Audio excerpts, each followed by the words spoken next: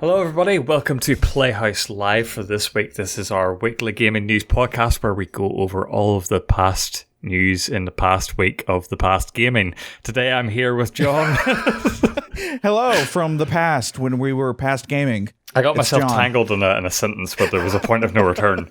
How are you doing this week, John? Doing good. Glad it's the weekend. This week has been long, so I'm happy to talk video games, finally. Ladies and gentlemen, the weekend. We're back on our normal Saturday slot after the hectic schedule that was last week and the week before, but we're back now. Yep. And as you know, it's just there's a stacked show, so we got to jump right into our first story. It's a biggie. It's one of our favourite times of year, John. Yes. E3 starts right now because, despite earlier proposals, E3 Digital will be completely free. This comes via Andy Robinson at Video Games Chronicle. Multiple publishing sources told VGC this month that the event organizer had pitched plans to charge a fee for some of 2021's planned content, such as on-demand game demos or a premium package with extra access. One source suggested that the premium package had been pitched to publishers at $35. However, in a statement issued after the official publication of our story, the ESA provided some additional comment denying that it would charge for the E3 content.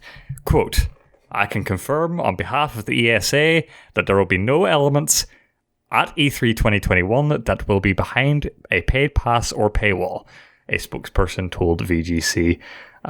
John, let's start there and then let's dive into the deeper aspects as we go along. What were you expecting for this year's E3? Did you expect it was happening at all? Well, yeah, let's start with that one. I didn't know how this was going to happen. Like, I didn't know if E3 was going to come back. I am shocked yet happy it actually is back. 'Cause, like you said, E3 is the best time of the year for us. Before we made Playhouse, Rose and I would actually have E3 parties where people would come over. We'd make snacks and watch everything. So it's kind of nice. From my personal point of view, I am so happy it's back because it's not this. It's a collection and celebration of games in a short span and not 8 months. And after a while, you're just like, all right, I know you're going to tell me about 5 seconds of a trailer. And then in 2 weeks, we're going to show you 15 seconds of the trailer. But you know what? In 2 months, we'll give you the full trailer. I want my meat. I want everything right there. I want to digest it. I want to be able to talk about it. And then we'll figure it out when it comes November. Yeah, everyone was sort of dancing on the grave of E3 last year when it got completely cancelled, and there was part of me that like died inside because I thought we'd never have an E3 again. And there is something to be said for that like small condensed week in the calendar that everyone focuses on. Still doesn't seem like we're quite there back to the glory days yet. Yeah, right now we have Nintendo, Xbox, Konami, and Ubisoft confirming their participation in the event. No official collaboration from EA, Activision, or Sony, though that was also the case before the pandemic. So they might still be doing an EA Play Digital. Sony might still be doing their thing. It's hard to say at this point, but that's all we know so far. There was a pitch that's for E3 2021. Obviously, they had to pivot and go digital this year. Didn't quite work out for them last year, but the pitch included a week-long show starting June 13th, which we now know that is going to start actually on June 12th. 3 days of broadcast content, multiple keynote sessions on an LED stage in LA, as well as an award show and a preview night, and a partnership with Nvidia to stream new game demos on demand. Okay. How does that sound to you as a pitch? What awards show are we talking about? To me, Jeff Keighley has that thing locked up. Yeah. And so that's weird. And then if it's Nvidia doing the demos, does that mean we need Nvidia's like streaming? We have to pay for Nvidia's streaming service to actually play those demos?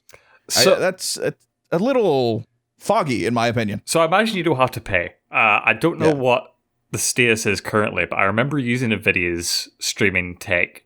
And it doesn't require you to pay. It's not like a Stadia kind of service. It just uses the game you have already. Didn't work quite as well. It was sort of like dodgy streaming tech. I've seen better. But I haven't really tried it out since that initial launch window. The awards show, I think, is just like, because there's no live show, they're going to have to focus more on like streaming out on Twitch or whatever they use instead of trying to fill ours. Normally you'll see from most like media publications, they'll have like their E3 awards, like best in show and best this and best that. True, yeah. So I think they're trying to like make their own version of that. And as well, like they had the E3 Coliseum, which is sort of that like bridge between media and original like official E3 that Jeff Keighley traditionally hosted, but he's left now. So it's they don't use the branding Coliseum, so I don't know if they're going to bring that back in some respects. Preview night, I wonder if it's a sort of thing where they bring on like a load of developers similar to that they would do in Coliseum, only instead of interviewing them, they like show off some extended gameplay demos. That's what I would like to see from preview night, whatever that is. The controversy that lasted for like 2 hours on Twitter and just completely stormed out of control, that E3 was going to be behind a paywall in some respects. I definitely think that was considered a lot. I think E3 was considering everything after last year. I think they were putting out multiple proposals. There was also, before it got cancelled, there was the E3 2020 leaked pitch presentation that had a bunch of weird stuff in it, like a bunch of influencer focus and some paywalls, and they also mentioned this like streaming demos stuff, which I'm going to be really interested to see how that one plays out. But I definitely think all options were on the table. But when it came down to it, they just decided, no, that's stupid and we'll not do that. Exactly. Like, you don't want to, if you're coming back as you are right now, you kind of need to make a little bit of a statement. Paying for it right now, probably not the best way to go about getting back into the good graces of a lot of people. Because I mean, even, I know I was, Rose, we were all kind of counting E3 out. Like, it's kind of dated. But when we got rid of it, it's like we didn't know what we had until it's gone. And so that's pretty much what we're living in now. Like, I want to see it come back in a better way. And maybe not even try and compete with PAX. I think they need to kind of figure out what they want to do, because PAX has got their stuff like down pat. We don't need to worry about PAX. You want to play video games, you want to have like the experience of video games, PAX is the place. I think maybe E3 should possibly turn back into being a little more, here's the games, digest it, and go talk about it on your different news outlets. It's hard to say whether they're going in that direction, but I pulled up some of the important points from the E3 website for under the media tab, the FAQ. They said it is open to the general public from June 12th to 15th. Additional media and influencer days from June 7th to 11th. There are various levels of access, including special programming specifically for industry professionals, publishers, media, influencers, and fans. Sign up using the above form to keep updated. Access will be available through the new E3 exclusive online portal and supporting mobile app, as well as other major video platforms. So yeah, this seems like a big thing for them. My ideal E3 would be they have a constant like Twitch presence for a week, like constantly, sort of like how IGN and other outlets cover E3, just like constantly like game demos and interviews and stuff going for the whole week, and obviously the conferences. But like actual E3, like the demos, these NVIDIA streamed or whatever, locked to media outlets, because this NVIDIA like streaming tech doesn't work at the best of times. If you have tens of thousands, hundreds of thousands of people from all across the world trying to access digital E3 stream demos, it's gonna leave a really bad impression of those games in those people's mouths. And here I'll throw something out there with that. You're right. Now, what happens? And this is just speculation. I'm prefacing that. What if it's like helped by the power of Azure and their services with NVIDIA's tech? Okay, because that's how you would be able to do it. Because you're 100% right. Like, all of us are going to try and jump on these demos, and we're going to crash servers, and people are going to get pissed. Perception wins. And then on Amazon Luna, you could have like an E3 2021 channel where you can stream it in 720p. Yeah, everyone's in on it. Look, who doesn't want 720p? I see where you're going with it, and I'm with you on that one. I wanted to come back in the sense of like being there. Like, there's been nothing better than like being watching E3 through, pick your favorite news outlet, it better be Playhouse, and then you hear the crowd roaring and everyone just gets pumped by it. There is nothing more satisfying than people losing their mind. When Keanu Reeves came out for Cyberpunk, we all lost our shit. Yeah, we did. And there was nothing really like that in 2020 during the E3 season. Yeah. It was strange, though, because the thing we all think about that is E3 isn't actually E3. Like, the conferences in the past have been in the days leading up to the actual event. It's hard to say at this point whether the official partners will be streaming as part of E3 week or like before, the way they always did. And then like you have a bunch of publishers like EA Play doing their thing across the street, Microsoft doing their thing across the street, but still being part of E3 somehow, even though it's in a different building. Yeah. Sony pulling out and doing their own showcase. And so the actual E3 event was in like a bit of a loss for a lot of people, you know what I mean? They didn't really know what the purpose of it was. And so they tried to pivot from what was initially a trade show to then a media event to then a fan event. I didn't really succeed at anything because when it was a fan event and like they opened it to the public, they were getting way less numbers than the Gamescom and PAX and all these other things that were doing extremely well. Meanwhile, the media outlets just trying to get to demos so they can talk about it on their podcasts or whatever, they can't get it because the lines are too damn long because all the fans are there. So it was sort of this catch-22 situation where E3 didn't know what it wanted to be. I think the pandemic topped everything last year, and they were just like, all right, screw it, we need to go back to the drawing board. We need to figure this out. I hope they have some sense of identity now about what they are and what they want to be going forward. Yeah, and I think you're right. Like in that sense of like, I hope we just see okay, I see where you're going. You're laying down this foundation of what you're going to be E3, and that's kind of what I'm hoping for this one. I don't expect too much craziness. Mm-hmm. Just hey, we're E3. We're pretty much redoing what we are to help with the digital age that we're in. Here it is. Yeah. I always talk about Jeff Keighley. He left E3 way before the pandemic just because he didn't think it was bringing the industry together anymore. Hard to say what he thinks about this new thing. I guess we'll have to wait and find out. He's been sort of a proponent of getting demos into the hands of like fans like you and me through the Steam festivals, which is coming back. Steam Next Fest is in June around this time, I think. But that's downloading demos. I think that the problem that runs into is it only allows for smaller games to be put out there that are closer to release, because the big AAA devs don't want to put out their demos out for download because like data hacks and all that data mining and stuff. So I think E3's trying to tackle that with streaming, and as we know, streaming is just not there yet. So it's hard to say whether that will be any sort of success. I think what's largely going to happen is that maybe you see a few stream demos here and there, but I think most publishers are going to try and up safe and just say, hey, here's a video we shot earlier of us playing a demo. You can talk about it later. Some additional stuff from this article that I thought worth mentioning. E3 2021 plans still require the approval of the ESA's membership, which is made up of the industry's biggest game companies and who have significant influence over the direction of the show. And with the financial figures involved, there's no guarantee it will receive significant support. And joining the E3 schedule in a significant way still requires six-figure sums, though the ESA has reduced its asking price by a third since the start of the year, and the broadcast time offered reflects this. Multiple publishing sources told VGC they expected to provide some content for the digital E3 event as a show of support for the ESA, but that they would ultimately reserve their main reveals for separate independent digital events like those held last year. The ESA, which is funded by and serves the interests of game publishers, would likely argue that a unified digital games event would grab the world's attention more effectively than a series of smaller shows. So you can get the point from both ends of the aspect. The publishers who don't want to pay a bunch of money when they can hold their own things and have their own news cycle, and the ESA being like, no one's going to be able to follow all this.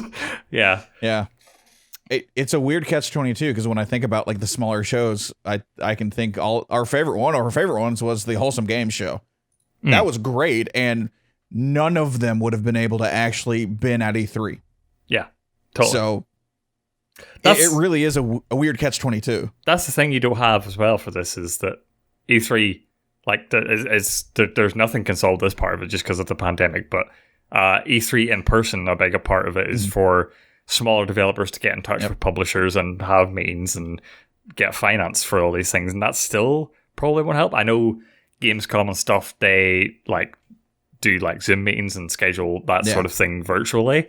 It's just hard. E3 probably still doesn't know what it wants to be, but I'm still excited for it. It's still the letters, numbers, E3. As soon as you say them, it gets me all excited. It gets me nostalgic. And just, I really, really want this to succeed really bad. So, also worth pointing out, the Summer Games Fest is also returning in June. The first event they announced is the day of the devs presentation, but there will be more. They also made it a point to say that there will be condensed to 3 weeks to a month for all their events. Just because they don't control it as well. Like, Jeff Keighley doesn't run all these stuff. He's just basically creating a Google Calendar for all of them. So yeah, it's going to be interesting to see how it shakes out this year. We'll try and do coverage as best we can. We love this stuff. But yeah, a few more months to wait on that. Another big story. The Last of Us 1 original. I tripped up on my own logic there. The Last of Us original is being remade, and there's more in the article, which we'll get to later, about Sony's new focus on big AAA hits. This comes from Jason Schreier at Bloomberg. Great as ever. Sony Corp's Visual Arts Service Group has long been the unsung hero of many hit PlayStation video games. The San Diego-based operation helped finish off games designed at other Sony-owned studios with animation, art, or other content and development. But about 3 years ago, a handful of influential figures within the Visual Arts Service Group decided they wanted to have a more creative control and lead game direction rather than being supporting actors on popular titles such as Spider-Man and Uncharted.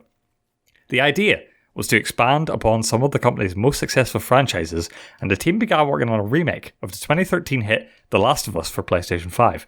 But Sony never fully acknowledged the team's existence or gave them the funding and support needed to succeed in the highly competitive video game market, according to the people involved. The studio never even got its own name. Instead, Sony moved ownership of The Last of Us Remake to the original creator, Naughty Dog, a Sony-owned studio behind many of the company's best-selling games and the HBO television series in development. There's a lot more to cover in this article, which we will, but I sincerely encourage everyone in the chat who's interested in this stuff to go and find it on Bloomberg, because there's a whole lot to dig into with this. Jason did fantastic work, but just that top headline, that top level of The Last of Us 1 being remade, that's still in development.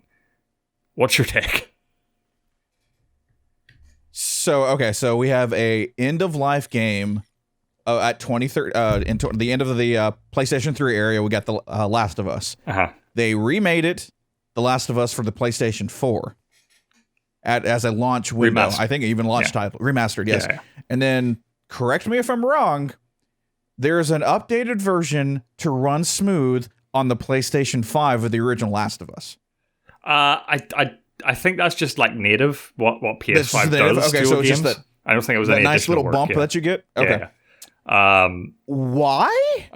Probably the least deserving remake of all time, right? And not because it's not a fantastic game, it's because it holds up so well. It still feels like a new game. Like GTA 5 came out that same year, and it's still selling on PS5 just the way it is. This is becoming the GTA 5 of Sony, is The Last of Us. And it's weird because, okay, so we're going to get 4K 60? 4K 120?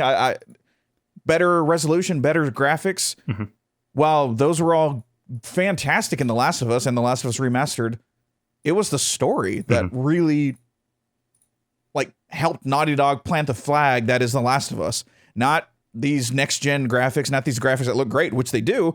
It was the first 10 minutes of The Last of Us, the actual breaking down of what you are as a character. And I don't see why. Actually, I take that back. I actually 100% see why Sony's doing this. And I have one word for everyone. It's called Nintendo. What do you mean by that? You know what's safe? You know what will sell millions? A Mario game. Yeah. You know what will sell a million? Okay. Zelda game. You know what will sell a million? Mario Party, Mario Kart.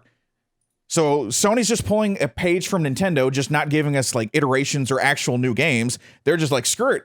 It's all right here. Let's just remake it and people are going to buy it because we're Sony and we're Naughty Dog.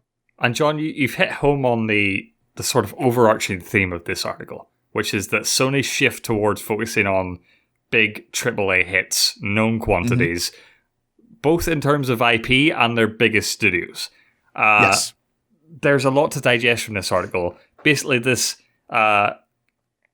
visual arts service group is like a small team within Sony that is development support. They're not their own studio, they just help with a bunch of other games.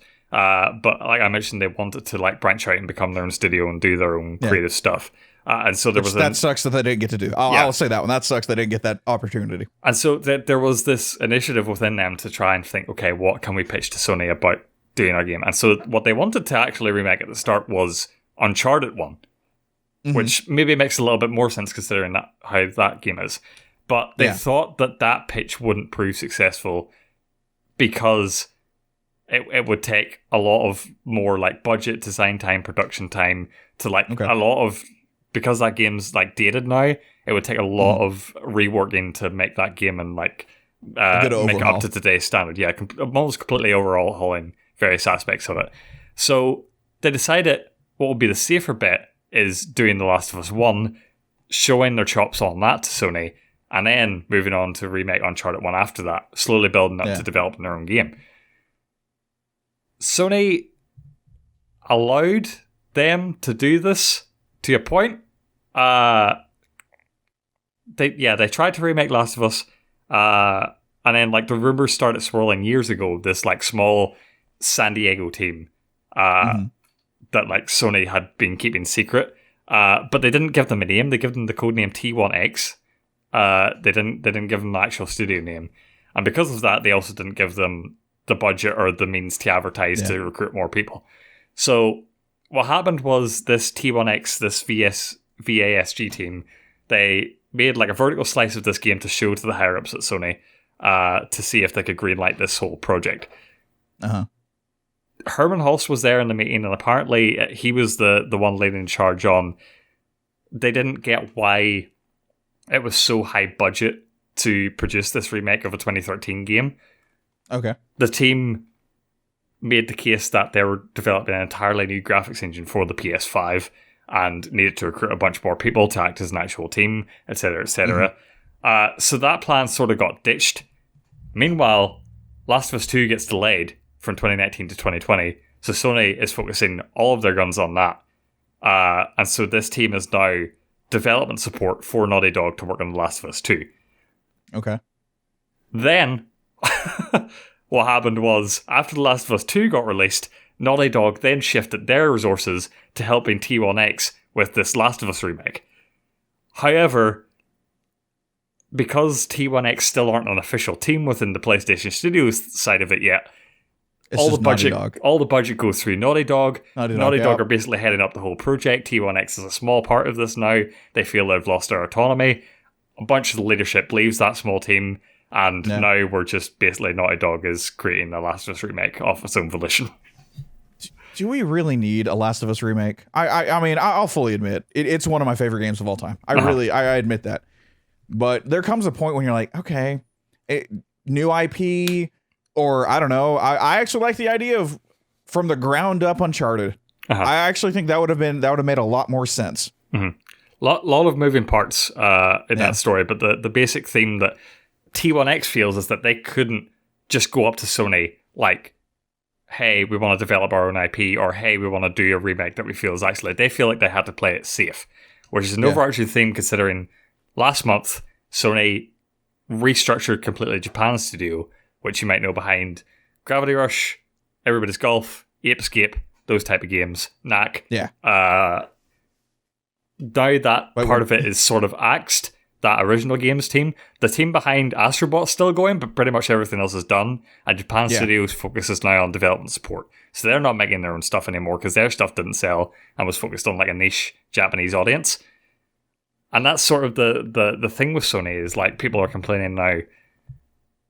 They want their IPs to be huge, giant blockbusters so that they can sell PS5s, they can sell units, they can sell their ecosystem. And also now this new big push from Sony about like making their IPs marketable across lots of different avenues of media, TV, music, movies, etc. And so I don't think Sony is interested in something that doesn't sell gangbusters anymore. which okay, I find that absolutely fascinating because I mean when we look at all sorts of stuff when we're talking Playhouse and we're talking video games and we think about it with Playhouse or not with Playhouse with Sony and how everything's moving. You can really see just like the divergence between what PlayStation's actually focusing on and what Xbox is actually focusing on. And it is actually like mind-boggling just to watch these two juggernauts not really duke it out, which is fine by me, but really kind of do subtle blows to each other. Because I mean, no one will ever say, or right now we can say PlayStation still has the best first-party games, hands down. Not gonna fight you, but Microsoft and Xbox are really starting to kind of do things out of the norm that are winning over a lot of people. Yeah. And so I find it very interesting. Will The Last of Us PS5 sell PlayStation 5s? Maybe. Yeah. I think the Ratchet and Clank Rift Apart has a higher chance of selling more PS5s with that attachment rate. Yeah. But I don't see why we need it. Like, I'm with you, like, in the idea of, like, they're moving things around to, like, all right, we're going to get an Uncharted movie with Tom Holland. We're getting The Last of Us from HBO. I think that's cool. I have no problem with that. But it's just the same. It's the same trick and pony show or pony and trick show. I don't remember how to say. And we're just getting The Last of Us again. Yeah. So yeah, what? There was a tweet that someone made. Yeah, here it is. This was actually way back when, but someone brought it up again on Twitter. That Sean Layden, he was delivering this speech at PlayStation E3, and he was talking about what was the game? Knack 3? To Vibe Ribbon? Vib Ribbon, that was it. Yep. Sorry, I had to watch the video for a sec. Vib Ribbon. And he was saying it wasn't this multi-million seller, but that wasn't the point. And they said they were cutting edge, they were going against the norm, they were making their own thing, and they didn't care what anyone thought. That was an internal PlayStation thing. And I do think back to how big of a shift there's been, even since the middle of the PS4 generation and the PS3 sort of old guard of PlayStation, where I do think back, and there was, you had the big Sony guns, you had, the God of Wars back then, and you had Uncharted, and you had the big dogs back then, but you also had these weird little splatterings of these really niche, really creative games developed at Sony and funded by Sony. And, there's a part of me that, yearns for that. And again, I don't know if, this is worse or better. Honestly, Sony, no matter what way you look at it, is killing it at the minute. Yes. With their first-party exclusives. And it's just hard for me to reconcile those two things. Because... From my... Oh, go ahead, sorry. No, I was just going to say, Horizon Zero Dawn's killing it. Uncharted's killing it even. Last of Us is killing it. And it's there's still weird little nuggets of goodness coming on the PlayStation platform, but it's mostly from indie devs. It's not from internally Sony. And so I wonder, is that an initiative from Sony? Is it okay, well, the weird shit we can leave to the indies. And the indie market is way different than it was years ago, so we don't need to fund these weird art projects anymore. We can instead focus on the known sellers. Meanwhile, they can do all the weird shit, and we'll still support that. We'll still fund it here and again, but I don't know. It's weird. It's a different time. It is a very different time, and this just might be me personally reading into it, but when they said that they were closing the Vita and the PlayStation 3 and the PSP shops, I don't know why, but to me that was Sony's nail in the coffin of, we're not doing weird shit. We're not going to do... We'll do indies, but they're going to do it, and we'll just let them put it on PlayStation. Vita had a lot of weird shit. Yeah, and that's it. And then you think about what, so you have Steam, you get Steam games, you can find any weird shit on Steam. But then you go, what's the next best thing to play indie games? A Switch. And then having Game Pass...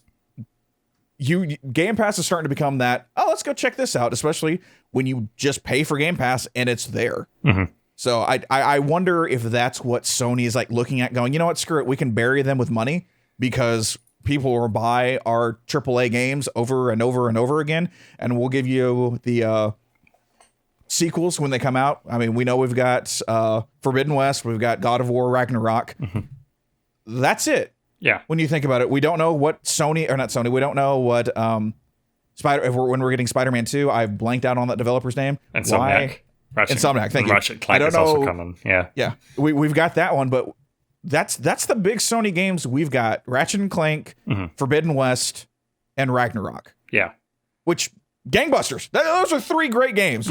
Going to sell millions. Yeah. But what's past that? Sony, where are you looking at into the horizon? See what I did there? Yeah. And it's nice. Sony, like, I feel like that's the problem. I don't want to call it a problem either. No, but it's just like this weird stage that Sony is at where it's like not willing to accept anything less than the absolute maximum success. Because like another point brought up in this article, which is also like interesting to look at, is that Sony Ben behind Days Gone pitched a sequel to Days Gone immediately, Days Gone 2. That wasn't greenlit because despite that Days Gone, it actually turned a profit.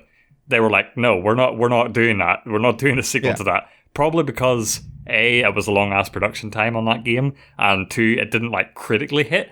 And so like I feel like Sony sees their pantheon of PlayStation Studios and their IPs, and they're just like, we have to maintain this reputation of absolute bangers every single time. Otherwise, people will start to say, well, those Sony games are hit and miss. I might not buy a PS5 this time around. Yeah. I think it has to be God of War Horizon, 90s on Metacritic.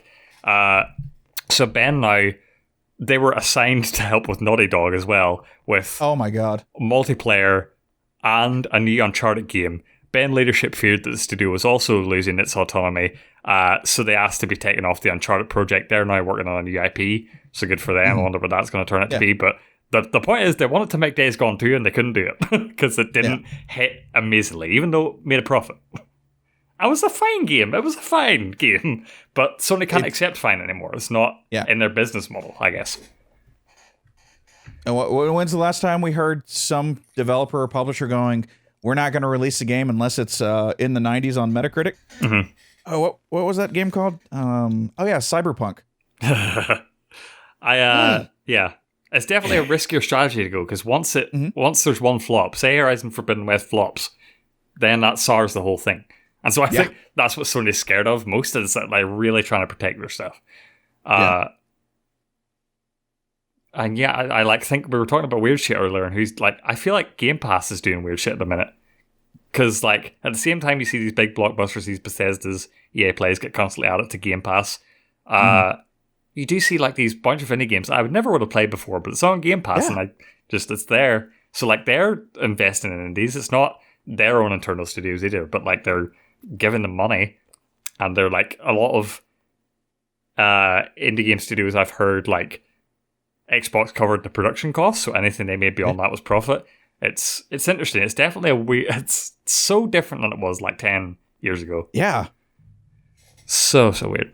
One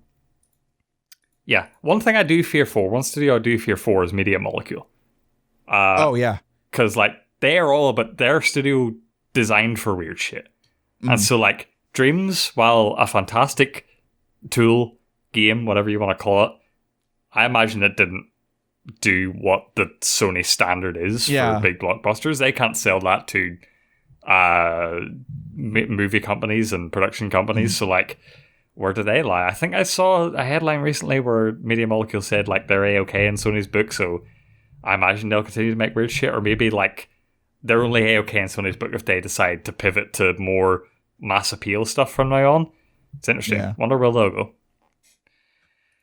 Anyway, speaking of Games Pass, MLB The Show, a Sony first-party game previously exclusive in the series, is now coming to Game Pass day one. Hell yes. Yeah. Are you a baseball guy? I am a huge baseball guy. That's what I wanted to be when I grew up. I wanted to actually play Major League Baseball. I played I drank, slept, ate, bled baseball for 25-ish years. Jeez. And so have you played MLB The Show, or is that your jam? Okay, so I have played MLB The Show. I downloaded it when it was one of the PlayStation Plus games. Weirdly enough, I like baseball games, but it gets a little boring. And I fully admit, watching the game is boring. Playing the game can be boring. I fully admit to that. So, but I still like playing the games, especially like creating my own character, just jumping into my favorite team and just kind of playing as them and going through like the 161 games. I think this is insane. Like this day one Game Pass MLB produced game by Sony. Yeah, John. Sort of produced by Sony. I know where you're going with this. Sort of produced by Sony. I just want to show the people at home the opening 3 seconds of this trailer. Sure. And so it's on the Xbox YouTube channel. You see the Xbox cut immediately into PlayStation Studios, and it's the rest of the trailer. Just insane to me that like little montage at the start is there, like Xbox, PlayStation Studios. And like Sony San Diego are a full-blown PlayStation studio. Yes. So like this is they had the announcement a while back that MLB was coming to Xbox, and that's because like MLB wasn't selling PlayStations. It was selling a lot of copies, but it wasn't selling PlayStations in the way that we talked about God of War Horizon does. But it's like constantly like they wanted to keep Sony San Diego doing this for the MLB license because these games are constantly like 80s and 90s in Metacritic, like really good baseball games.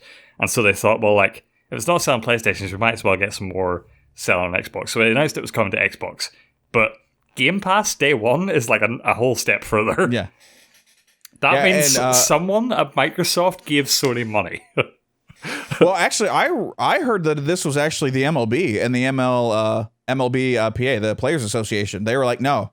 We're not going to stay exclusive to Sony. We're going to go over and if you want to keep the license that is the MLB, you have to make the game for everyone to play on Xbox. And then the MLB, I think their side actually are like distributing it to Xbox, if that makes sense. So like they made their own little sliver of a video game distributor. Right. And they were like, all right, we're going to take this and we're giving this to Xbox. And they made a deal with them because they own the rights to Major League Baseball. And so they've got PlayStation doing their thing, and the MLB, I guess, signed the contract with Xbox to go, all right, you can have it on Game Pass so people can play it. So even if it's in this trailer, I wonder if Sony are publishing it on the Xbox, but will it have that little PlayStation Studios tag on the box? I wonder. I don't know. I'm nervous about this one because I know we got a couple bets on how this could flow and how this is. Because I don't know. I don't know if it's like MLB is publishing it to Xbox and we won't see that. But that would be it'd be weird not to see, because it'd have to be Xbox and we have to see San Diego Studios. So I don't see how we would not see PlayStation. Yeah, we've got a similar bet going with Ghostwire Tokyo, I think, and Deathloop. So it's just going to be like that on the other side. I don't want to double down on this bet. No, I don't either. It's too rocky to find out. But yeah, this is just a cool thing. It's like games like God of War and stuff. I could see the argument about why to keep it on your platform exclusively. But like baseball's for everyone, man. Get baseball out there. Finn. I just pulled up the box art. Now, granted, I don't know if this is full, like real box art. Okay. I'd have to double check. I mean, that is actually Fernando Tatis Jr. I'm looking at the Xbox One version, and in the bottom right-hand corner, I see PlayStation Studios and San Diego Studios. That's wild. I might buy that box. I might buy the box, and I have Game Pass. Historic, or maybe that'll become the norm in a while, and it won't be worth anything. It's just like it's going to be. You'll see PlayStation Studios, you see Xbox Game Studios. Weird. That's weird. Yeah. Times have changed, man. It says we're going to see a Mario game on the PS6. I'm telling you. I wouldn't be shocked. Just everyone come together. We buy one box, and everyone's there. That would be the longest term bet we've done. Will there be a Mario game on PS6? I'll be out of control. I'm going to be in my 50s before it actually comes out. We're like, all right, well, what was our bet again that we made like 30 years ago? Yeah. Chat, by the way, I just want to point out that like I'm trying my best to keep up with your messages right now, but Twitch is being real weird and disconnecting and reconnecting. I have two different chats open. I have Twitch's official chat and the thing that I use to pull up your chat messages on stream, and they're out of sync. One side shows some messages, some side shows the other. It's weird, but I'm trying my best to keep up here. But yeah, moving on. to our next story. This comes from Jeff Grubb at GamesBeat. I wrote Jeff Brubb. Jeff Grubb at GamesBeat. Kojima Productions is making a new game, but it is not abandoned for PlayStation. If you haven't seen the trailer, by the way, I might pull this up as well. That is a trip of a trailer. Yeah, really weird trailer. Yeah. Abandoned. It's like this first-person horror game. It's by Blue Box Studios. People were theorizing that Blue Box Studios was a shell company for Kojima Productions, and this was actually going to be a Kojima game in disguise. Jeff Grubb is saying it's not that. This is a weird trailer. Anyway, I suggest you check it out. It's got some weird voiceover. It's such a weird trailer. But yeah, it was on Sony's blog. It was weird. But yeah, that's partly not the case. One of the reasons people believe that Abandoned is from Kojima is because it's difficult to find lots of information about Blue Box games, but that isn't because it's a shell company for Kojima Productions. Instead, Blue Box is simply a small studio that has never released a major console game before. But the biggest piece of evidence I have that Abandoned is not a Kojima joint is that Kojima is in talks with Microsoft about publishing his next game, according to a source familiar with the matter. And yes, that statue of Phil Spencer's shelf was referencing a potential deal with the legendary developer. Yeah, that was in one of his like inside Xboxes where he had the Kojima Productions statue thing from Death Stranding in there. I cannot confirm if Xbox closed the deal yet, but my understanding is that Kojima is the focus of Microsoft's plan to tap into Japanese talent. John, it's been a while, but since this is only a rumor, it's time to bring back the Spicy Rumor Index. Oh, here it comes. Where are we at on this? Do you have it pulled up right now? Do you remember? It's been a while since we... Yeah, I've got it. All right. Where does this hit with you? Again, I feel like this ties in really well to our story about The Last of Us Remake, where Sony is not willing to accept anything but a major hit. Death Stranding did well. Didn't do God of War well. Didn't do Horizon well. So I think Sony's like, Kojima, you can do your weird stuff somewhere else. We're having no part of it this time. So I think, yeah, that's an Xbox. I've seen that opportunity and I'm like, mine? We'll take it. So yeah, where do you lie in the Spicy Rumor Index for this one? Piping hot. I like possibility. This. Okay. I look, we now know Phil Spencer is a trickster. The Series S was in the shelf, so now we're all looking in the shelf to see what Phil's kind of like, it's back there. It's like an I Spy of video games. Mm-hmm. This would be huge for Xbox. Yeah. I mean, we were just talking about how weird PlayStation seems like they don't want to be, and how Xbox is like, screw it. We'll be weird for you guys. You want Kojima game? We'll get you a Kojima game. Let's go. And weirdly enough, I see Kojima wanting to do this too. I mean, he's probably on the inside of PlayStation hearing some stuff. I'm assuming, so I don't know. But what if he's just like, let's just get the game out. I mean, the marketing and the idea of Xbox is just play games. Go play games.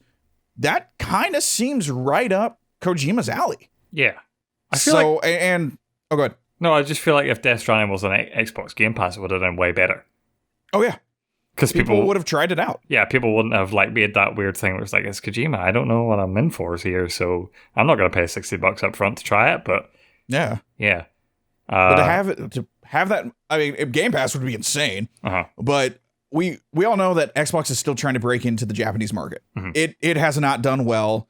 I mean, when you have Nintendo and PlayStation, it's going to be hard, but to get Kojima on board, ooh, that's spicy, and I like it. That's the thing as well that, like, is strange to me in this one, because, like, yeah, Xbox does want to do better in Japan. The way it's going about it, I wonder if it's effective. And, like, this would be another instance of, like, scratching my head, because Kojima's games, while obviously Japanese developed, isn't necessarily, it's like the one Japanese dev that isn't catered to a Japanese audience. I mean, Kojima's games are traditionally like based on Western cinema and cater to a Western audience. Yeah. And so, like, it's not like they'd be snatching this up to cater to a Japanese market, unless like Kojima's going totally out of the ball and like aiming for Japanese cinema this time. Maybe it's an anime game. Hey, you know what? Could be happening. Yeah, but okay. Well, then, what's Xbox always pushing? Game Pass. Mhm. What if this is a Kojima production day one on Game Pass? I guarantee you it is. If they're publishing it, I guarantee you it's day one on Game Pass. Yeah. The amount of people who would jump on Game Pass in an instant would be insane. Yeah. I don't think the Xbox would be interested at this stage, at least, in flat out buying Kojima Productions, nor do I think they would be selling. But I definitely do think they'd want a little bit more influence in the Eastern markets, and so I feel like this is a good way to do it. Yeah, remind me if I'm wrong, or correct me if I'm wrong. Kojima is just a second party, right? They're not fully Sony's, yeah? No, yeah, they are an independent studio. But Death Stranding to Sony? Yeah, Death Stranding was funded by Sony, and they had a partnership for that game, but that's now like out the window unless they renew that partnership. But that's what I was saying. Like, they had that second party agreement. Death Stranding didn't hit the way they wanted, so they were like, "All right, do whatever you want on your own this time. We're not gonna fund it." Interesting. Mm-hmm. Yeah, just a whole new strategy for Sony, and like, I guess Xbox gains off a. It's just more content for Games Pass. Anything that Sony drops, more content for Games Pass. More value. Wait, you were dropped by Sony? Phone's ringing. Oh my God, it's Phil Spencer. Yeah. Guarantee it wants something like that. Oh yeah. This is a rumor just for I imagine if there is something that will be at maybe at E3 this year. So it's gone full circle, John. All the stories are tying into each other today. Next story. It's a bit of a businessy one. Call of Duty mobile dev makes $10 billion last year. $1 billion. This is via the way of Reuters. Chinese tech giant Tencent's Timmy Studios, maker of popular video games Honor of Kings and Call of Duty Mobile, generated a revenue of $10 billion last year to people with direct knowledge of the matter, told Reuters. The $10 billion would make Timmy the world's largest developer, the sources say, which many industry watchers had suspected to be the case. It also provides a hefty basis for its ambitions to move beyond mobile games and compete directly with global heavyweights developing expensive AAA on other platforms such as desktop computers, Sony PlayStation, Nintendo Switch, and Microsoft Xbox. In a recruitment notice last month, a Timmy engineer wrote that the company aims to create a new AAA game that resembles the virtual community from the movie Ready Player One and will compete head-to-head with the big powers from Japan, Korea, Europe, and the US. Tencent is building studios overseas, including one for Timmy and one for Lightspeed and Quantum, both in LA, with the goal of creating content with original intellectual property that has global appeal.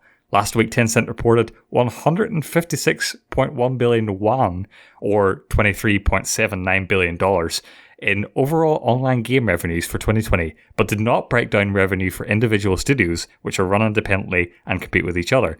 Timmy's proceeds accounted for 40% of the game's revenue, said two people. John, they're making an insane amount of money. It's really scaring me now. $10 billion. From one studio. In Tencent's giant umbrella, this one studio made $10 billion. One, it scares me how much Tencent probably actually makes. Mm-hmm. Two, if you can make $10 billion off of a mobile game, you pretty much can write a blank check to anything you want to do. Yeah. Well, that's the thing, John. If you're going to make $10 billion, it's going to be a mobile game. Because mobile games are now the largest portion of the games industry. Like, the money's not in AAA. The money's not in PlayStation, desktop computers, whatever. It's in mobile. It's all mobile. Everything's mobile and microtransactions. Yeah.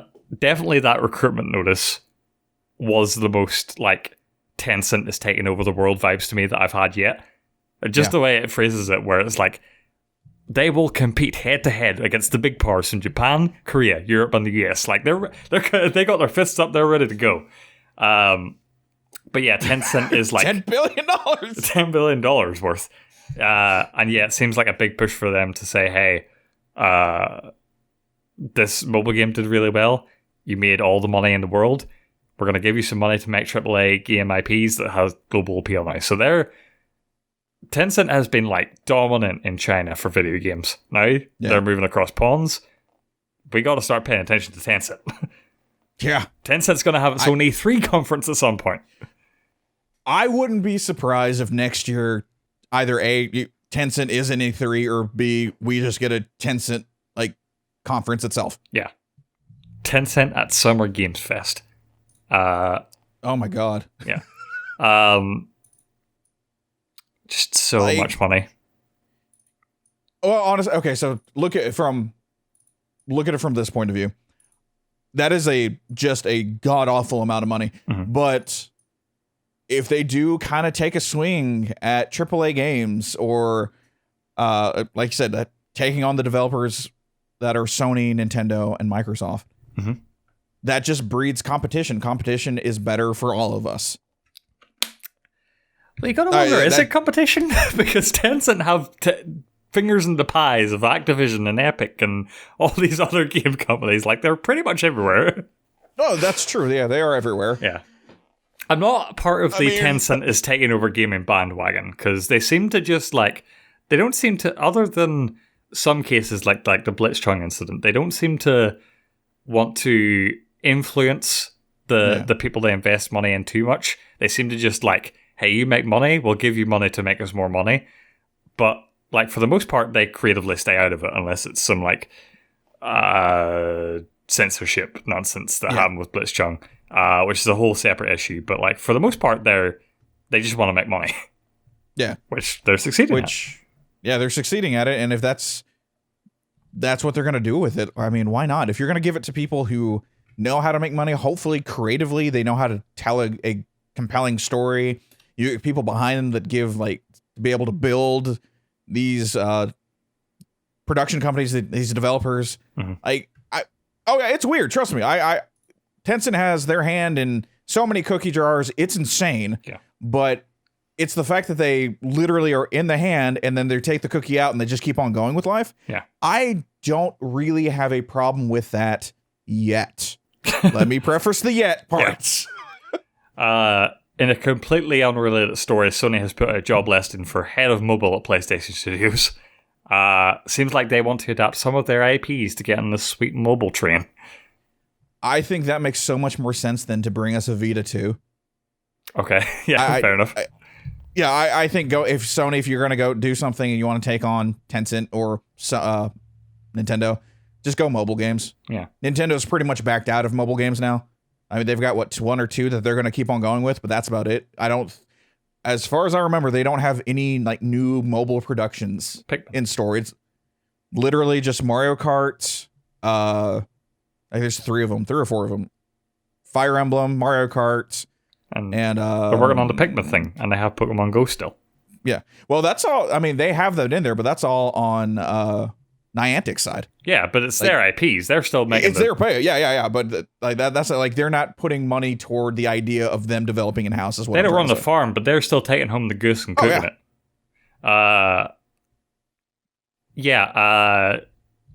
Call of Duty obviously has reaped rewards from this.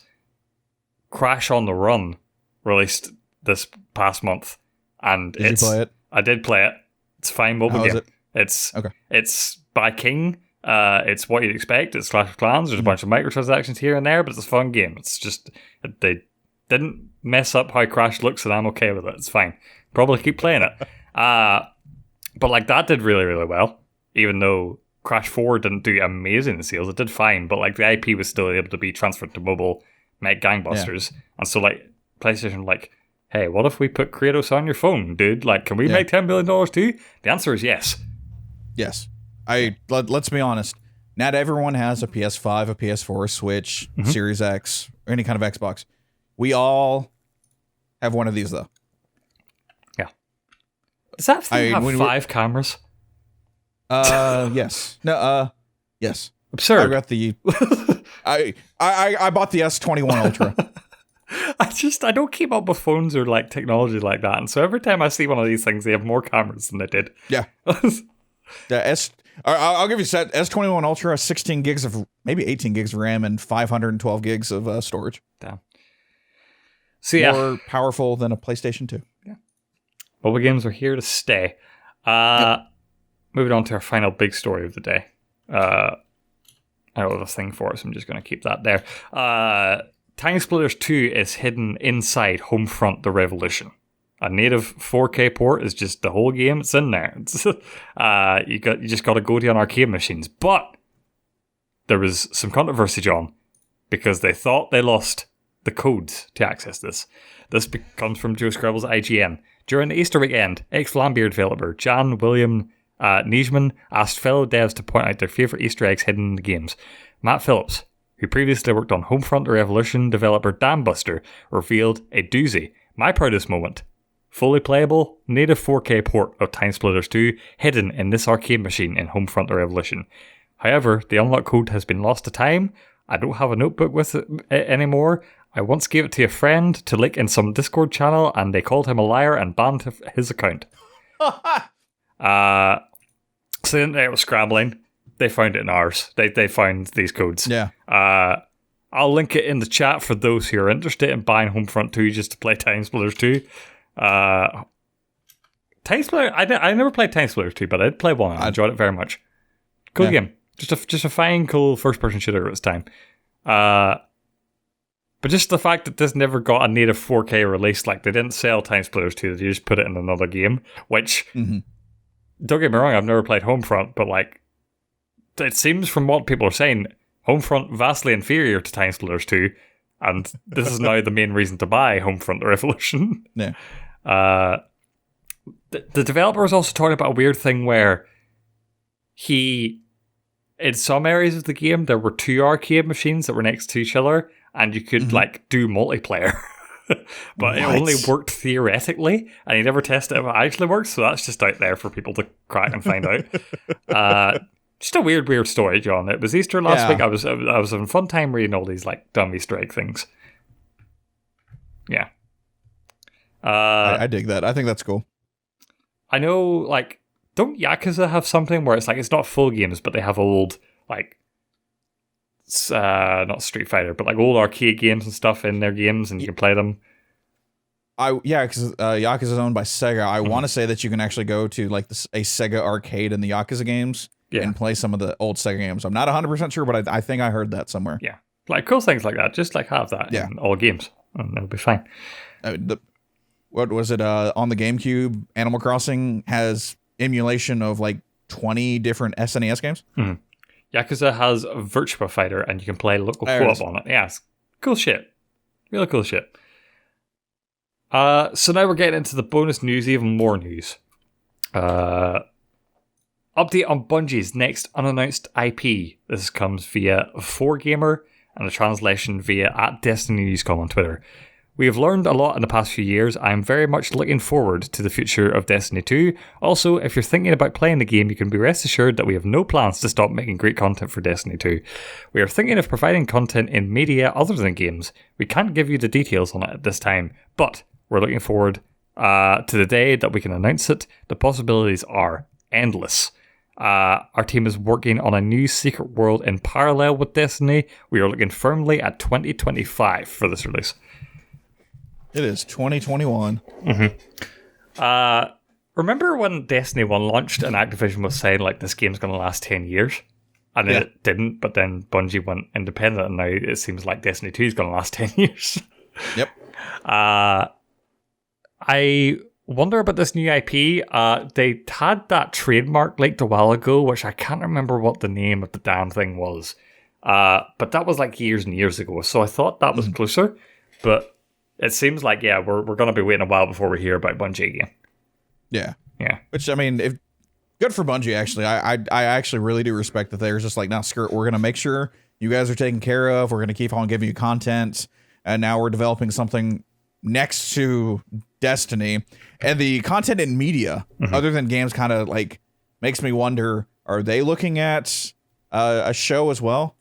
Or movie or anything like that? So I think we're getting to that point where we're like, all right, we're going to start trying to get video games back into TV and movies and whatnot. And we're going to test those waters again. Yeah, we talked about it already. TV is the big thing, just like licensing out your IP across things. There was I didn't include it in this because it's a bunch of boring business talk, but there was a CD Projekt Red strategy meeting, which was really interesting to look into. I might do a write-up on it. But like their huge strategy right now is doubling down on Cyberpunk and Witcher, and any further IPs they work on going forward has to be cross-media. Like they have to have a TV show, Oh. they have to have a movie, they have to have comic books, they have to stretch those IP across everything. So that's like a big part of their strategy. It seems like everyone's going in that direction. Yeah. That video games are mainstream now. It's way mainstream. This next story I kind of want it to include in like the main rundown because I feel like it's important, but I feel like we also need to see it in action before it. Intel will launch anti-toxicity voice chat AI in beta later this year. The Bleep software utilizes AI processing to remove insults and hateful language before they even get a chance to hit your headset.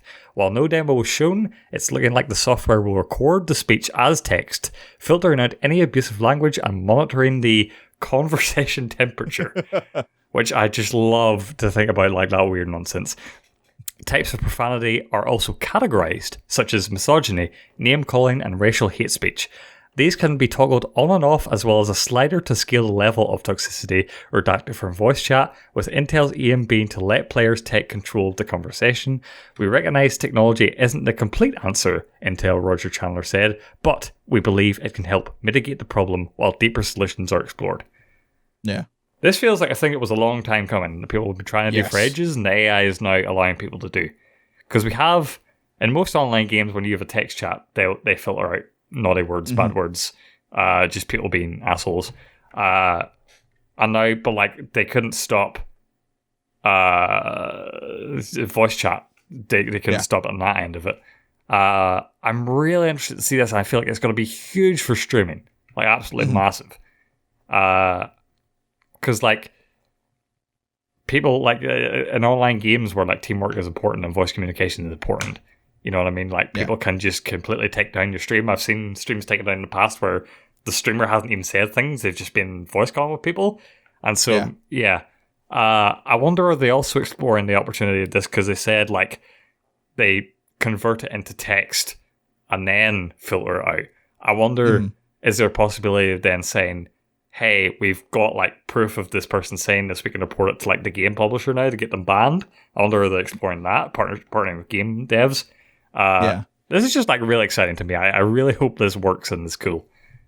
And like to piggyback on the game dev thing, I know Twitch has said that they're going to actually start really like looking at not just incidents on Twitch, but outside of Twitch as well. And so this could be a fantastic tool to actually really, really help out with that. And crazy future stuff, man. It's pretty cool. Like, and I know, because I know Zoom does this, and if you're recording a meeting or anything like that, it'll actually say, hey, this meeting's being recorded, do you want to still participate? And so that is the legalese way to get around this, because I was thinking about that, like, all right, they're going to record my voice, I don't have a problem with it, but if someone does, then it'll say you'll actually have to tell it no, and then you wouldn't be able to actually participate. Let's say if you and I were playing a game and you were going to record it, I have to say yes.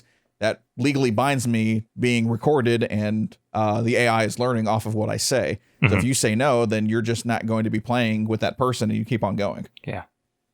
Interesting. I'm excited to see this, how it shapes out. I think streaming's got to be the big thing. If it doesn't work for streamers, it's going to flop. Xbox has announced a What's Next for Gaming event. This comes via Windows Central. Given that the event will form a larger part of Microsoft Build's festivities, it's unlikely we'll see any new games revealed here. What you should expect, however, is new features and technology Microsoft is working on to improve devs' lives in the gaming space. We could see glimpses of new graphics technologies and features slated for future versions of the Xbox toolset, as well as features coming to the Xbox platform in general. This is definitely not like an Inside Xbox or an Xbox showcase, as they said there. This is more oriented at developers. In the past, they have done sort of like consumer-focused stuff for these. One thing being touted for this is the potential of the browser-based xCloud Game Pass thing being released or like put in beta, that we've known is coming for a long time, so that people on Apple can play xCloud and stuff. And yeah, in the past few weeks, like there have been a bunch of additions to xCloud in terms of what games works for it. So I think we might see something like that there, and that'll be interesting to cover on the show when it happens. And finally, Deathloop got delayed again. They put out a tweet via their official account. They said, we've made the decision to delay the launch of Deathloop Deathloop to September 14th, 2021. So still this year, but a little bit later than it was. They put out a nice video from the dev explaining it. Basically just the same run-of-the-mill, like we want to focus on quality and we don't want to rush the game, so we're going to wait now. Yeah. I'm good with that. It was coming around Returnal and stuff like that. Like it was a little bit stacked in that April, early May area. So I was like, all right, I'm good with this. Gives me something to push down the road and I can kind of focus on Returnal when it comes out. I'm getting more and more convinced of that game as time goes on. Returnal or Deathloop? Deathloop. No, I'm absolutely 100% sold on Returnal. I was like, you're 100% on Yeah. Returnal. I don't know why you just said that. Okay, that makes sense. But Deathloop, the more I just think about it and I sit with it, I'm like, okay, cool concept. It's weird. Like it. Cool. So I'm excited to see. September 14th, I don't know if there's any games coming out in September, so there might be a window. Twitch chat is out of control, so if anyone is messaging us with stuff, I'm sorry, I cannot see it. I don't know why. I'm going to be honest, on my side, I can't see anything. Okay. I've gotten no one. It might be dead. It just keeps saying welcome to Twitch chat over and over again. Yeah. But anyway, it's now time to move into our ending segment, which is the Fantasy Press Conference Ultimate Showdown. This is where I have tasked John with creating the ultimate video game fantasy press conference. I take John on like a choose your own adventure style thing every week, where he chooses what will be revealed at his conference, along with the standard blessing and a curse. Based on John's decisions, what he doesn't pick is what I will get for my competitor press conference happening across the street. At the end of this, when this is all said and done in a few weeks' time, you will vote on who has the best press conference. Each week has a theme. This week's theme is cash cows, John. We've been doing a lot of giving over the past few weeks in these video game press conferences. We've been like bringing back franchises and we've been making big exclusive deals to do acquisitions. It doesn't come from nowhere, John. We got to start thinking about where the money's coming from. And so we got to now talk about a little bit in our press conference about our moneymakers. And so I want you to picture yourself in a fancy office. I don't know what your publisher's called. Is it the same as your fantasy league? What is it called? Toss a coin to your games. Toss a coin to your games. Yeah. Toss your coin to your games. We'll go with that one. You're sitting in your giant monolith Neo Tokyo tower in your big office at your desk, right? And so you're waiting proposals for the next big money makers in your game. And so you have two appointments today. The first one comes in. He's an old dude. Clearly lost a bunch of hair, wearing a toupee. He's a bit bulky. Jolly, some would say. He's got suspenders on. He's like smoking a cigar. His face is worn. And he's like strutting into your room. He's got bundles of files in his arm.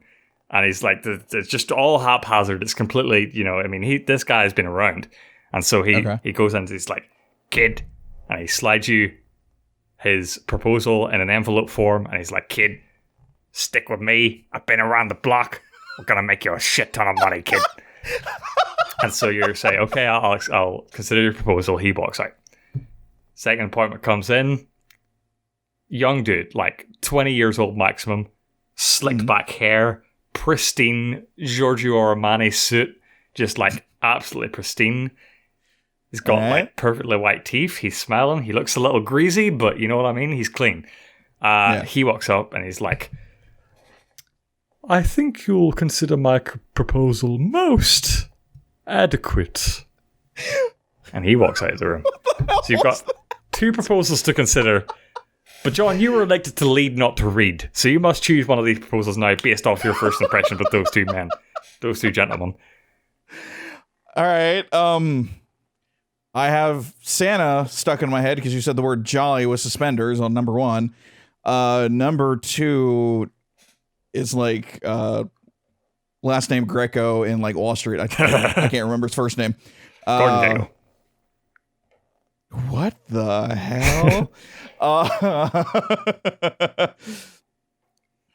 Who do you trust, John? Who's got the money-making proposal out of these two gentlemen?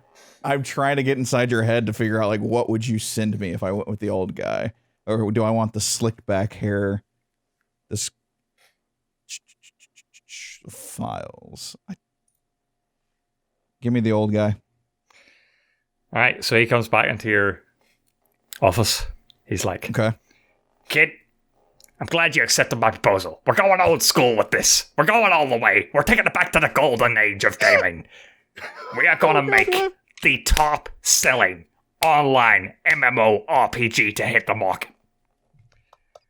And so, yeah, you guys are making an MMORPG. You're going old school. You're taking on WoW. Okay. You're going for it.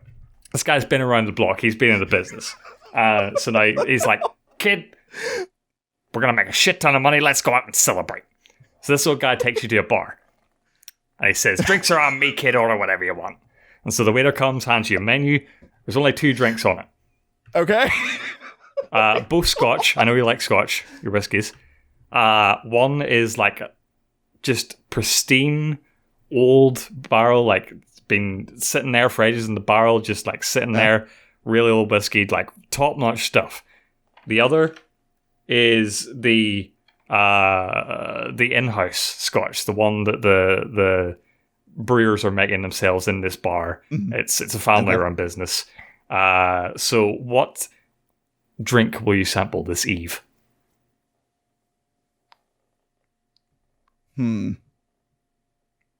Give me the family. I don't run. know if you're okay. You disconnected slightly. Oh, I did. Oh, sorry. Yeah, you're in robot mode. We've lost John. Can you hear me? I can hear you. Yes. Okay. You're sort of back now. You're very pixelated, but oh no. Okay. It's gone. You can at least hear me, yeah?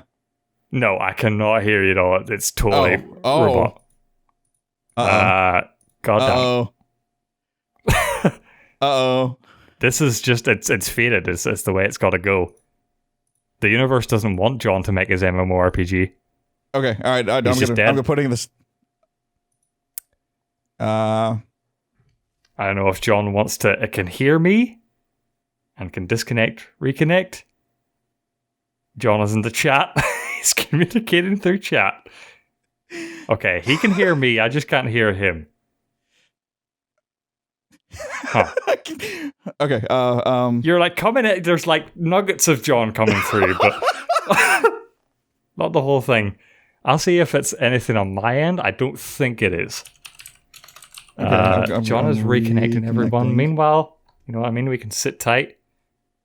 We can wait. We can talk about what video games we've all been playing. I've been playing a grand total of 0 video games. John, are you there? Can you hear me? Okay, I can hear you again. You're still pixelated in the video, but I can hear you at least. Okay, you can hear me. All right, yeah, I'll go with the housemaid, the family-run business. Okay, a housemaid whiskey. That's good. So you're... this is your blessing. You went for the in-house Scotch. Your MMORPG is not based on existing IP, but is rather a totally new IP that you've made in-house. And so, God willing, we're going to make this IP now. So... Oh, God. I have several images for you to choose from here. This one. Yes. What? So, what you're going to do is there's 3 rows here. That this is to determine the title of your game. You're going to have to choose one from each row here. So the top one, blue, green, or yellow. All right. So top row, blue, green, or yellow. Give me green. Okay, green. Oh, jeez, let's invert it here. Jesus. Okay, you have to watch the video. If you're listening to this podcast right now, you have to come to the video to see what I'm seeing. The first one, the title is Robot. Oh, Jesus Christ. Okay, so I'm guessing second row, give me blue. Skeleton. Robot skeleton. Third. Do I want yellow? Do I want to taste the rainbow? Yeah, give me yellow. Screw it. I'll do it. John, your new IP, your new MMORPG is titled Robot Skeleton Fighters.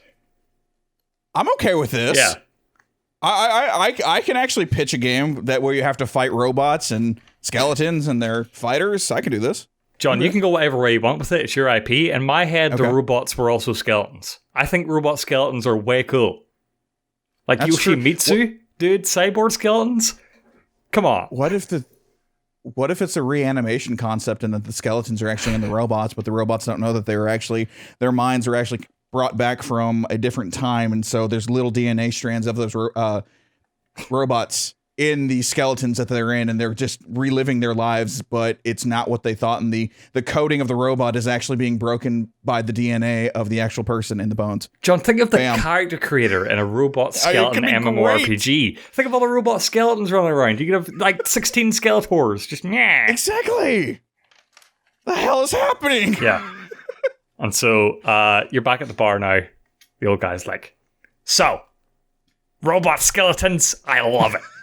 It's going to make shit tons of money. We're going to make more than 10 cents with this. And so the man's ready to leave. You've successfully done the deal. Do you celebrate? You've drank your scotch, by the way. It was delicious. Do you celebrate with the man when you part ways with a fist bump or a hug?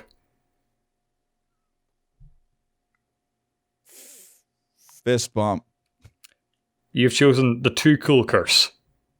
Which unfortunately means that some kid has already spent $3,000 on hats in your game using his mom's credit card. So that's already, you're getting negative press in your game. It's not already out. You can't imagine how this kid got into the servers of your games, but it's happened, and he's already spent $3,000 on hats. Your game is mostly hats, right? It's different skeleton hats. Okay. But they like have LED lights on them because they're robo-skeletons. Anyway. All right. So how happy are you with your selections this time around? Things happened, but we can turn this around. I have a feeling that this is going to be a slow burn. We've already seen that like a game like, I don't know, Final Fantasy 14 could just nuke the whole damn thing, start from anew, and everyone love it. Mm-hmm. Give it time. Robot skeleton fighters will become the next big MMORPG. So old cigar smoker cancelled on me. I was left with greasy young dude. And he walks into my appointment and he says, oh, my proposal wasn't adequate enough for the place across the road, but I think you'll find I'm much more suited to your liking. I am going for a mobile game. Me and this guy are going to make a mobile game. We go to the bar after you guys. We're wrapping up. We're also celebrating. Waiter! Give me your finest scotch. The fancy scotch. Or, sorry. Yeah, the in-house scotch is gone. I like the fancier scotch anyway. So my mobile game is based on an existing IP. John, I'm going to need you to choose mine as well. Jesus, so, okay. Right side? On the other side, yeah. So just choose one of the colors. All right, so we got a superhero, a cowboy. Is that a doctor? And Mickey Mouse. Give me Mickey Mouse. So, the IP I've worked on for my mobile game is Disney Pixar. God, is it okay. I was like, is it... Okay. Yeah, I'm making a Disney Pixar game. John, you almost nailed all of my drawings, which I'm excited about. What you thought was a doctor was actually a Pokemon guy with the hat turned backwards and he's holding the Pokeball there. It's hard to see. Oh, I didn't see the Pokeball. Yeah, I thought it was okay. Hey, look at that. Yeah. So I'm working on a Disney Pixar mobile game. I go in for the hug with this guy, totally greased up. Tencent has already made a clone of my game and released it in China and is targeting a Western release before my game. So that's my curse for this one. Tencent, way ahead of me on this one. And do you know what, John? I think the guy sold it to Tencent and sold it to me as well. I think he double dipped. I don't trust him. I'll take the kid with $3,000 and be like, here, Mom, you can have your $3,000 back, and we are committed to making sure that all your credit card information doesn't fall into your child's hands. Yeah. This was a rough week for my studio. I think you got the better of that one this week. It's hard to admit. Oh, the fact that you did the voices and I had to choose. And I've never done voices for these things before. I'd take voices over costumes any day. But yeah. All right, so that was the Fantasy Press Conference Ultimate Showdown for this week. We'll be back with another edition of that next week. Who knows where we're going? I think we're wrapping up to the end of this press conference. Okay, I was like, well, I don't know how much more we have for this, but I'm good with that. It's soon. There's a few more announcements, but we're getting there. Cool. In the meantime, thank you for watching Playhouse Live this week. It's a bit of a surreal one, but there was a lot of news to cover. This is our weekly gaming news podcast that we do every week on twitch.tv/Playhouse Live, every Saturday at 4 p.m. Central Time, 10 p.m. GMT. You can also find it on YouTube, archived after the fact, and on podcast services if you listen to it that way. So give us a follow on all of those platforms, whatever you choose, whatever you consume your podcasts on. We're back with another one of these next week. In the meantime, if you are on twitch.tv/Playhouse Live, stick around for the post show we're doing immediately after this, where we're going to talk about some other cool things and wrap up some bets maybe and have a good time doing that. So yeah, see you guys next week for another one of these. Bye.